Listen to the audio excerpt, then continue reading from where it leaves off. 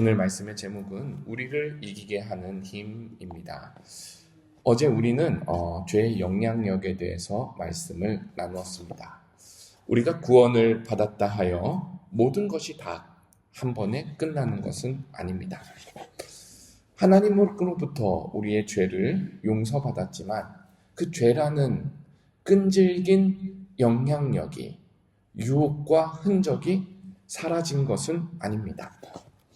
아주 쉽게 말해 예수님을 믿는 사람들도 죄를 짓고 넘어집니다. 때로는 어떻게 예수 믿는다면서, 어떻게 믿음 있다고 하면서 저런 나쁜 짓을 할까? 말은 왜 그거밖에 못하나? 실망스러울 때가 있습니다. 이것은 구원이라는 것이 우리에게 최후의 약속, 최후의 승리를 주는 것이지, 구원받았다 하여 지금 삶이 완벽해진 것은 아니라는 말입니다. 우리는 여전히 치열한 영적 전투 가운데 살아가고 있는 사람들입니다.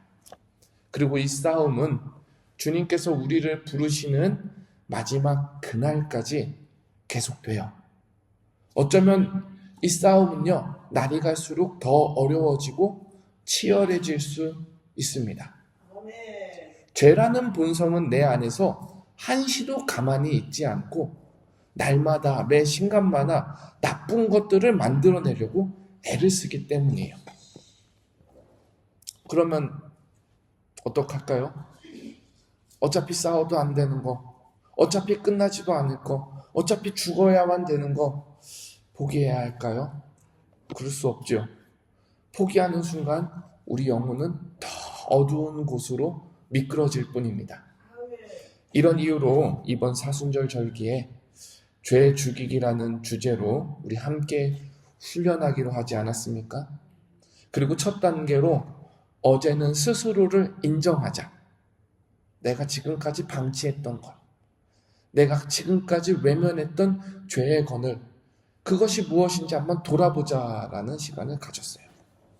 거짓말일 수도 있고요, 탐욕일 수도 있고요, 음란일 수도 있고요, 미움, 시기, 술 취함, 방탕함, 게으름, 이 모든 것, 그것이 무엇이든 간에 하나님 앞에 솔직히 고백하면서 자신을 살펴보자, 이렇게 시작했습니다.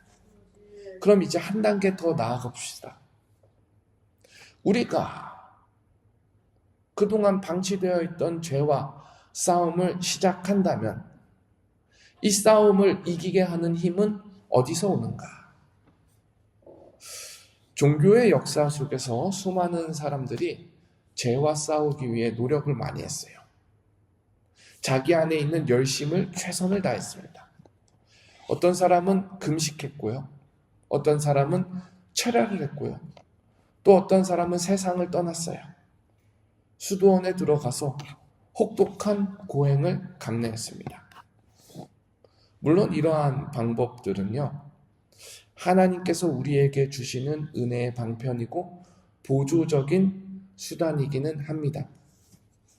그러나 우리는 조금 더 본질적인 변화가 필요합니다.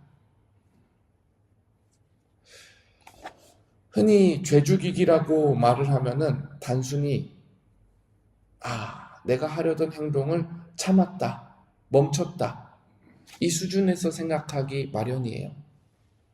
근데요, 성경이 말하는 죄 죽이기는 훨씬 더 고차원적이고 높은 수준입니다. 어쩌다가 죄를 참아내는 성취도 아니고 인격을 수행해서 스스로 단련하는 그러한 단계도 아닙니다. 우리가 말하는 이 죄 죽이기라는 것은요, 우리 본성이 바뀌는 거예요.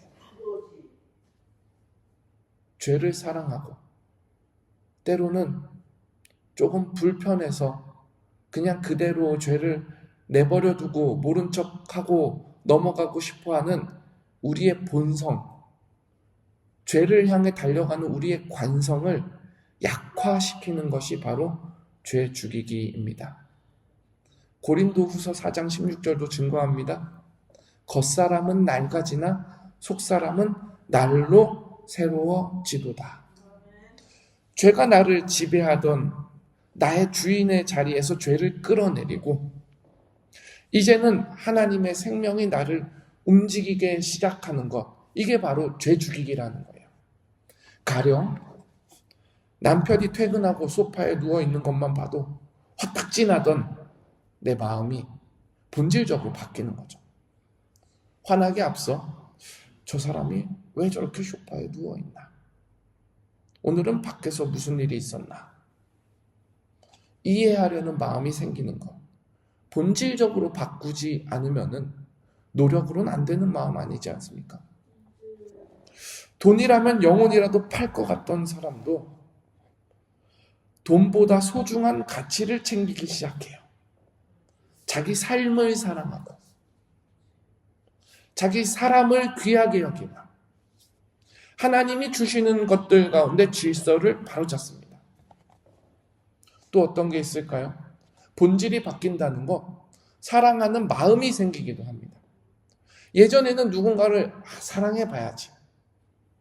어떻게 저 사람을 사랑할 수 있을까? 억지로 노력으로 애쓰려고 했는데 죄 죽이기가 되면은 어느 순간부터 내 영혼에 사랑이 가득 찹니다. 도저히 사랑할 수 없었던 것 같던 그 사람이 예뻐 보이기 시작하고 사랑스러워 보입니다. 이게 속 사람이 변하는 거예요. 겉모습이 바뀌는 게 아니라 우리 속에서부터 변화가 일어나는 것입니다. 여러분 기대되지 않습니까? 나라는 이 추악한 본성이 뒤집어지는 역사가 기대되지 않습니까? 그리고 오늘 본문, 어제 읽었는데 왜 오늘 이 본문을 또 읽을까? 이런 생각을 하셨을 텐데 오늘 본문이 증거하는 가장 핵심적인 단어를 제가 어제 미뤄두고 설교를 했습니다. 그것이 바로 뭐냐? 영으로서입니다. 영으로서. 너희가 육신대로 살면 반드시 죽을 것이로되 영으로서 몸의 행실을 죽이면 살리니. 그러니까 죄를 죽이는 것은 우리가 몸의 행실을 죽이는 거예요. 몸의 나쁜 일들을 죽이는 거예요. 근데 무슨 근거로 죽이느냐? 무슨 힘으로 죽이느냐? 바로 영의 힘으로 죽인다. 성령에 의지해서 성령님께서 하시는 일을 통해서 우리 안에 뿜어져 나오는 죄와 더불어 싸우라라는 말씀의 증언입니다. 여러분 이것을 아주 쉽게 이해하려면 페트병 생각하면 돼요. 페트병 물 마시고 남으면 속에 무엇이 가득하죠? 공기가 가득해요. 이 페트병에 바람을 뺀다고 주먹으로 오물조물해서 찌그러뜨리면 페트병 모양은 찌그러지는데 바람은 그 틈 사이에 남아있어요. 어떻게 빼야 될까요? 진공청소기로 그 페트병을 계속해서 빨아당기면은 페트병은 더 쪼그라드는데 그래도 그 속에 바람은 남아있어요. 그리고 진공청소기를 멈추는 순간에 바람은 다시 또 들어가요. 여러분 이 원리 잘 아시죠? 그럼 페트병 속에 이 바람을 빼기 위해서 가장 확실한 방법은 이 페트병 속에 물을 다시 채우는 거예요. 물이 차면 찰수록 물이 들어가는 만큼 그곳에 바람은 빠집니다. 우리 영혼과 마음속에 가득한 죄성을 빼는 것이 이것과 같습니다. 우리 마음 가운데 성령님께서 역사하기 시작하면 우리 마음 가운데 내주하시는 성령님을 의지하기 시작하면 죄의 지배력이 무너지기 시작하고 죄의 영향력에 점점 힘을 잃기 시작하고 내가 성령님께 의지하는 만큼 내가 성령님께 순종하는 만큼 죄는 빠져나가게 되어 있습니다. 이것이 바로 성령님께서 우리 안에 역사하시는 방법입니다.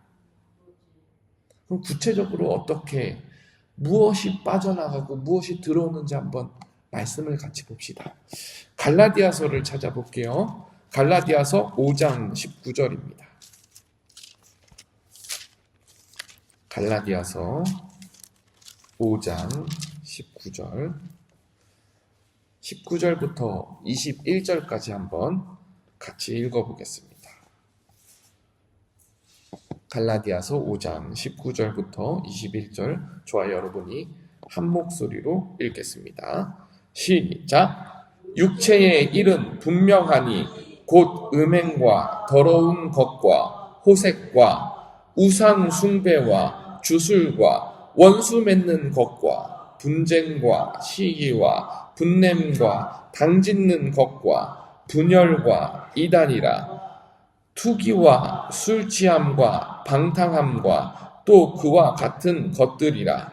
전에 너희에게 경계한 것 같이 경계하노니 이런 일을 하는 자들은 하나님의 나라를 유업으로 받지 못할 것이요. 여기 있는 목록들 중에서 아무것도 해당되지 않는다 하는 사람 없을 거예요. 근데 여기 마지막 말이 의미심장해요. 여기서 이런 일을 하는 자들은 하나님의 나라를 유업으로 받지 못할 거니. 아니 목사님, 믿음으로 구원받는다면서요? 행동으로 구원받는 거 아니라면서요? 예, 맞아요. 그 확실한 진리입니다. 근데요, 여기서 이런 일을 하는 자들이라고 나왔잖아요. 이 하는 자들의 문법이 분사형이에요. 그러니까 쉽게 말하면은 이런 일을 계속해서 반복하고 이런 일을 계속해서 방치하는 사람들을 말하는 거예요. 이게 무슨 말일까요? 하나님, 나 구원받았어요. 입으로 말해요. 구원받았다라고 입으로 말하지만 정말로 하나님의 능력으로 구원을 받은 것인지 아니면은 내가 그냥 구원받았다라고 떠들어대는 것인지 그 증거가 삶이라는 사실이에요. 다시 말해, 정말로 구원받은 사람은 이런 일을 반복하면은 마음에 죄책이 일어나고 마음의 변화가 사모되고 이러한 일들을 반복해서 일어나는 것을 서스럼 없이 일어나도록 내버려 두는 것을 견딜 수가 없다라는 사실입니다. 왜냐하면 성령님이 하시는 일은 이런 온갖 추악한 것들을 몰아버리기 위해서 일하신다라는 거예요. 내가 이것을 억지로 빼내기 이전에 성령님께서 우리 마음 가운데 말씀하시기를 이거는 아니다. 이거는 밀어내야 한다. 이것을 밀어내고 새로운 것들로 채워야 한다. 성령님께서 역사하신다라는 사실이에요. 그럼 성령께서 무엇을 우리 마음 가운데 심고자 하십니까? 22절, 23절 한 목소리로 읽어보겠습니다. 갈라디아서 5장 22절, 23절입니다. 시작. 오직 성령의 열매는 사랑과 희락과 화평과 오래 참음과 자비와 양성과 충성과 온유와 절제니 이 같은 것을 금지할 법이 없느니라. 이러한 아름다운 것들을 성령님께서 우리 안에 계시면 채워 나간다라는 거예요. 성령 충만한 게 방언하는 게 아니라, 성령 충만한 게 귀신 내쫓는 게 아니라, 성령 충만한 게 장풍 쏘는 게 아니라, 성령 충만한 게 우리 속에서부터 이러한 아름다운 열매들이 자리 잡기 시작한다라는 말입니다. 그럼 이것을 채우는 것은 성령님의 역사입니다. 그럼 우리는 무엇을 해야 합니까? 우리는 순종을 해야 되는 거예요. 그 성령님의 세밀한 음성에 귀를 기울여야 하는 거예요. 여러분, 오늘 하루 밖에 나아가면서 살 때 혹시나 성령님께서 우리 마음 가운데 감동을 주시면서 우리 마음을 두드릴 때에 야, 준모야, 그 말은 좀 하지 말아야지. 야, 준모야, 그게 너가 아무리 귀찮아도 오리를 가자면 10리 더 가줘야지. 지금 뭐 하고 있어? 기도하지 않고. 이런 식으로 우리 마음 가운데 양심을 두드리시면서 감동을 주실 때 그때 우리는 선택의 자리에 서게 되는 거예요. 성령님의 음성을 따라 움직일 것인가? 아니면 모른 척하고 아무 일 없다는 듯이 지나갈 것인가? 이것을 계속 무시하면은 성령의 감동도 사그라듭니다. 성령님은 절대로 여러분을 억지로 끌고 가지 않으세요. 하나님께서 우리에게 자유의지를 주셨기 때문이에요.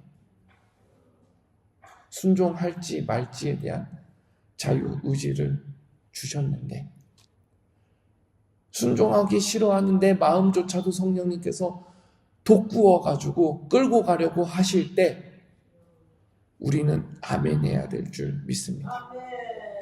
이렇게 순종해서 나아갈 때 날마다 조금씩 바뀌는 우리 스스로를 발견할 수 있습니다. 이게 참 이상하고 묘한 기쁨이에요. 눈을 감았다 떴을 때 하루아침에 완벽해지는 것은 아닌데 여전히 죄짓고 여전히 넘어지고 여전히 부족하고 여전히 스스로 실망스러울 수 있는데 그러면서도 어제 같으면 분명히 내 분통이 터져서 미칠 것 같은 상황임에도 불구하고 오늘 참고 기도할 수 있는 변화가 일어나는 것. 이것이 바로 성화의 과정입니다. 여러분, 이게 바로 그리스도인이 이 세상에서 잘 사는 법이에요. 이것이 바로 세상에서 찾을 수 없는 우리의 복입니다. 사랑하는 여러분, 오늘도 바쁜 일상을 살아가시다 보면 그 바쁜 일상에 치여서 여러 가지 일들이 있겠죠. 근데 그 일 가운데 잠시 눈 감고 묵상하면은 주님께서 내 안에서 조용히 말씀하시고 증거하시는 일들이 분명 나타날 겁니다. 그때 우리 함께 순종합시다. 그때 우리 함께 기도하고 귀를 기울입시다. 그리고 소망합시다. 주님, 제가 지금 이 모습인데도 주님은 나를 사랑하셔서 받아주셨는데 주님 그 사랑의 힘에 이끌려 주님을 더욱더 닮아가고 싶습니다. 저와 여러분의 오늘 하루가 이러한 모습으로 가까이 이끌어가는 귀한 하루가 되기를 축원합니다. 우리 함께 기도하겠습니다.